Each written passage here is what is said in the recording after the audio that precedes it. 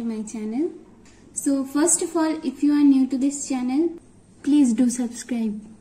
So এর আগে আমি তোমাদের সাথে পেপার, ক্যানভাস এই সমস্ত জিনিসের উপর পেইন্টিং শেয়ার করেছি। তো আজকের পেইন্টিংটা একটু অন্যরকম।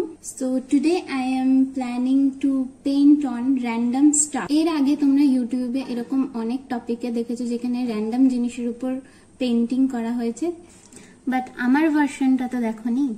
So I thought I should share some ideas with you guys of my kind of painting on random things. So here I am.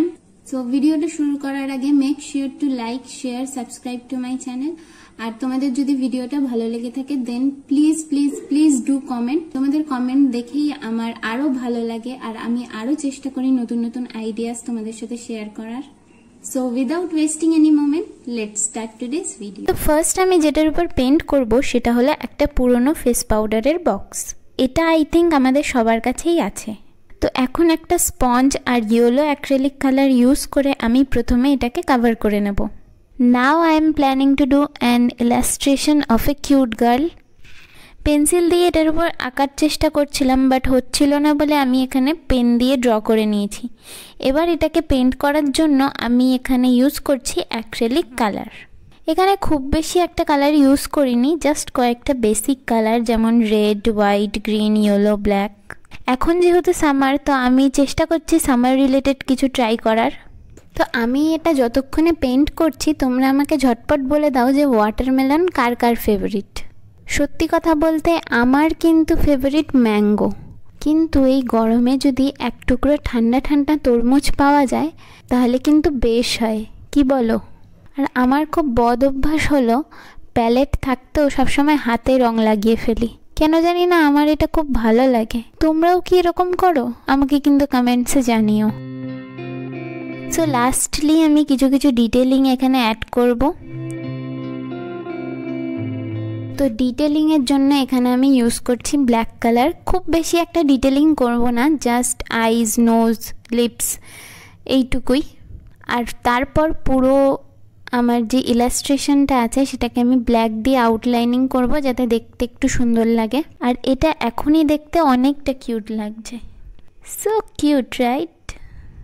কিন্তু এটার ব্যাকগ্রাউন্ডটা ঠিক আমার ভালো লাগছে না, ফাঁকা ফাঁকা লাগছে। তাই আমি এখানে ছোট ছোট ওয়াটারমেলন স্লাইস অ্যাড করেছি।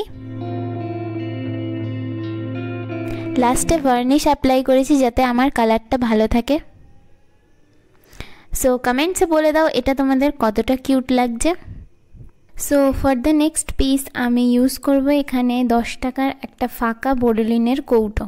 এর উপরের লেবেলটা আমি ওঠানোর চেষ্টা করেছিলাম কিন্তু তুলতে পারিনি, সো বাদ দাও, এর উপরেই পেন্ট করব।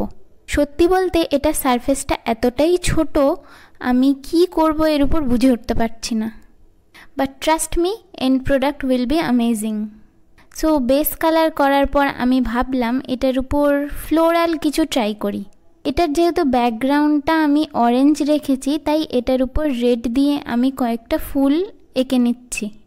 তারপর গ্রিন কালার ইউজ করে কয়েকটা ছোট ছোট পাতা আমি এখানে অ্যাড করেছি। লাস্টলি এটাকে আরেকটু ফুটিয়ে তোলার জন্য আমি হোয়াইট কালার ইউজ করেছি। অ্যান্ড ইটস ডান। এটা কমপ্লিট হয়ে গেলে এটার উপরেও আমি ভার্নিশ অ্যাপ্লাই করে নেব।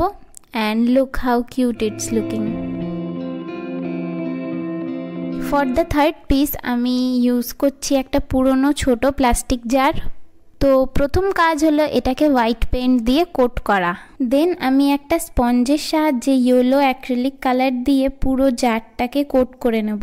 তো এটার জন্য আমি খুব একটা সিম্পল কিছু ভাবছি এটার উপর দুটো কিউট বার্ড ড্র করলে কেমন হয়। তো বার্ড দুটোকে তো আমি খুব ইজি ওয়েতেই ড্র করব।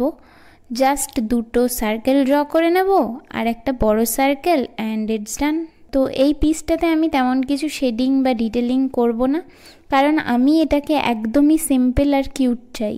লাস্টে ভাবলাম যে এখানে একটা কোট অ্যাড করি, because we all need good vibes in our life. তো তাই আমি এখানে গুড ভাইবস লিখেছি।